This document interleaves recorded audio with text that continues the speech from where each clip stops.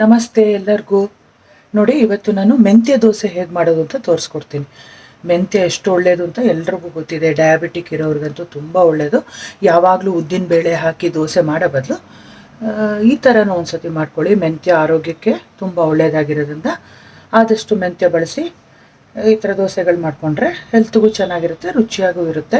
ಮೆಂತ್ಯ ಹಾಕೋದ್ರಿಂದ ಕಹಿ ಬರುತ್ತೆ ಅಂತ ಅನ್ಕೋಬೇಡಿ, ತುಂಬ ಚೆನ್ನಾಗಿ ಬರುತ್ತೆ. ನೋಡಿ, ಅದಕ್ಕೆ ಏನೇನು ಬೇಕು ಅಂತ ಅಳತೆ ತೋರಿಸ್ತಿದ್ದೀನಿ. ನೋಡಿ, ಯಾವುದೇ ಟಂಬ್ಲರ್ ತೊಗೊಳ್ಳಿ ನೀವು, ಅದರಲ್ಲಿ 2 ಗ್ಲಾಸು ಅಕ್ಕಿ. ನಮ್ಮನೇಲಿ ಕೆಂಪಕ್ಕಿ ಬಳಸೋದ್ರಿಂದ ನಾನು ಕೆಂಪಕ್ಕಿ ಹಾಕ್ತಾಯಿದ್ದೀನಿ. ನೀವು ವೈಟ್ ರೇಷನ್ ಅಕ್ಕಿ ಮತ್ತು IR8 ದೋಸೆ ಅಕ್ಕಿ ಯಾವುದಾದ್ರೂ ಹಾಕ್ಬೋದು. 2 ಗ್ಲಾಸ್ ಹಾಕಿದ್ದೀನಲ್ವಾ.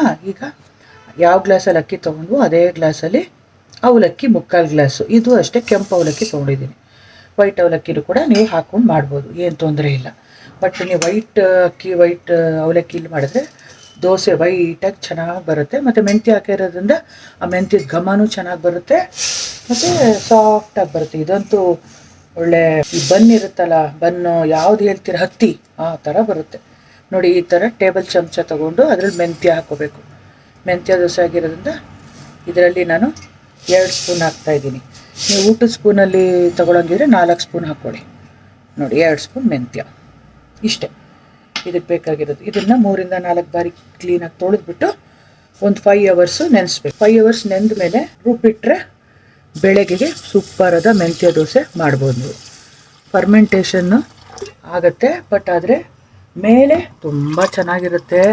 ಇವಾಗ ವಿಡಿಯೋ ನೋಡ್ತಿದ್ದಾಗಲೇ ನನ್ನ ಥರನೇ ಇವಾಗ ನೆನೆ ಹಾಕ್ಬಿಡಿ. ಇವಾಗ ಅರೌಂಡ್ 9 ಗಂಟೆ ಆಗಿದೆ ಬೆಳಗ್ಗೆ. ಇವಾಗ ನೆನೆಸ್ತಾ ಇದ್ದೀನಿ. ನಾನು ಒಂದು 2 ಗಂಟೆ ಮಧ್ಯಾಹ್ನದ ಬೆಳಗ್ಗೆ ರುಬ್ತೀನಿ. ಚೆನ್ನಾಗಿ ಬಿಸಿಲು ಕಾಲ, ಚೆನ್ನಾಗಿ ಹುಳಿ ಬಂದಿರುತ್ತೆ. ತುಂಬ ಹುಳಿ ಬರೋದೇನು ಅವಶ್ಯಕತೆ ಇರೋದಿಲ್ಲ, ಒಂದು ತಕ್ಕಮಟ್ಟಿಗೆ ಹುಳಿ ಬಂದರೆ ಸಾಕು.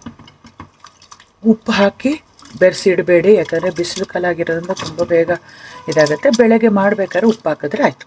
ತಿಳಿಯಾಗಿ ಬರೋವರೆಗೂ ಒಂದು 3 ಇಂದ 4 ಬಾರಿ ತೊಳೆದ್ಬಿಟ್ಟು ನೆನೆ ಹಾಕ್ತೀನಿ. ನಾನು ಹೇಳ್ದಂಗೆ ಮಧ್ಯಾಹ್ನಕ್ಕೆ ರುಬ್ಬಿಟ್ಟಿರ್ತೀನಿ.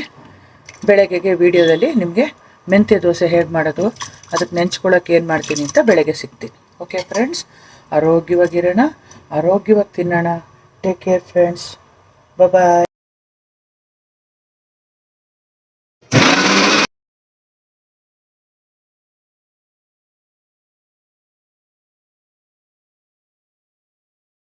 ನಮಸ್ತೆ, ಗುಡ್ ಮಾರ್ನಿಂಗ್ ಎಲ್ಲರಿಗೂ.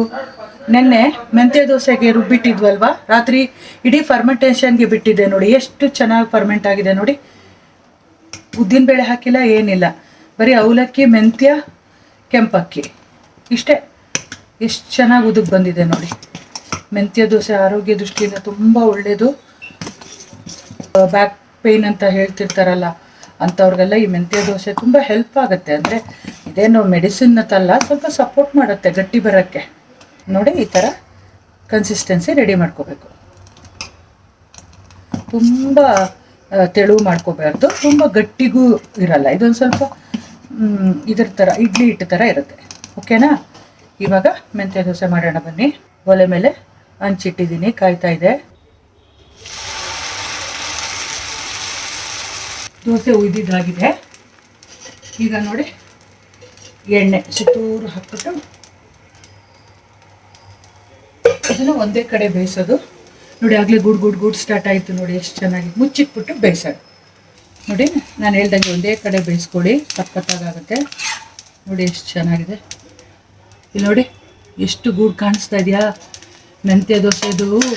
ಅಬ್ಬಾ, ಮೆಂತ್ಯ ಘಮ ಅಂತೂ ಸಖತ್ತಾಗಿ ಬರ್ತಾ ಇದೆ, ತುಂಬ ಚೆನ್ನಾಗಿದೆ. ನೋಡಿ, ಇಷ್ಟೇ, ಇದ್ರ ಸುಲಭವಾಗಿ ಎಷ್ಟು ಚೆನ್ನಾಗಿ ಬರುತ್ತೆ ನೋಡಿ. ಸಿಂಪಲ್ಲು. ನೋಡಿ, ಇದನ್ನು ಮಸಾಲೆ ದೋಸೆ ಥರ ತುಂಬ ಸ್ಪ್ರೆಡ್ ಮಾಡಬಾರ್ದು, ಮೀಡಿಯಮ್ ಸೈಜಾಗಿ, ತುಂಬ ದೊಡ್ಡದು ಅಲ್ಲ ಚಿಕ್ಕದು ಅಲ್ಲ, ಈ ಥರ ಮುಚ್ಚಿಟ್ಬಿಟ್ಟು ಬೇಯಿಸ್ಬೇಕು. ನೋಡಿ ಫ್ರೆಂಡ್ಸ್, ನಿಮಗೆಲ್ಲ ಈ ಮೆಂತ್ಯ ದೋಸೆ ಇಷ್ಟ ಆಗಿದೆ ಅಂದ್ಕೊಂಡಿದ್ದೀನಿ. ಮಾಡೋದು ಸುಲಭ. ವಿಡಿಯೋ ಕ್ಲಿಪ್ಪಿಂಗಲ್ಲಿ ಹಾಕಿದ್ದೀನಲ್ವ, ಎಲ್ಲ ಹೇಗೆ ನೆನೆಸ್ಬೇಕು, ರುಬ್ಬೋದು ಮತ್ತು ದೋಸೆ ಮಾಡೋದೆಲ್ಲ ನೀವು ಒಂದ್ಸತಿ ಮಾಡ್ಕೊಳ್ಳಿ. ಇವತ್ತೇ ನೆನೆಸತ್ತೆ ಮಾಡೋಕ್ಕಾಗಲ್ಲ, ನೆನೆಸ್ಬಿಟ್ಟು ರುಬ್ಬಿಟ್ಟು ಬೆಳಗ್ಗೆ ಟಿಫನ್ಗೆ ಪ್ಲ್ಯಾನ್ ಮಾಡ್ಕೊಳ್ಳಿ. ಆರೋಗ್ಯವಾದ ಒಂದು ದೋಸೆ. ಓಕೆ ಫ್ರೆಂಡ್ಸ್, ನಿಮಗೆಲ್ಲ ಇಷ್ಟ ಆಗಿದೆ ಅಂದ್ಕೊಂಡಿದ್ದೀನಿ. ಆರೋಗ್ಯವಾಗಿರೋಣ, ಆರೋಗ್ಯವಾಗಿ ತಿನ್ನೋಣ. ನನ್ನ ಚಾನಲ್ಗೆ ಸಬ್ಸ್ಕ್ರೈಬ್ ಮಾಡ್ಕೊಳ್ಳಿ. ಆದಷ್ಟು ಫ್ರೆಂಡ್ಸ್ಗಳ ಜೊತೆ ಶೇರ್ ಮಾಡಿ ಅಂತ ಕೇಳ್ಕೊತೀನಿ. ಮತ್ತೆ ಬೇರೆ ವಿಡಿಯೋದಲ್ಲಿ ಸಿಗ್ತೀನಿ. Until then take care friends, bye, see you.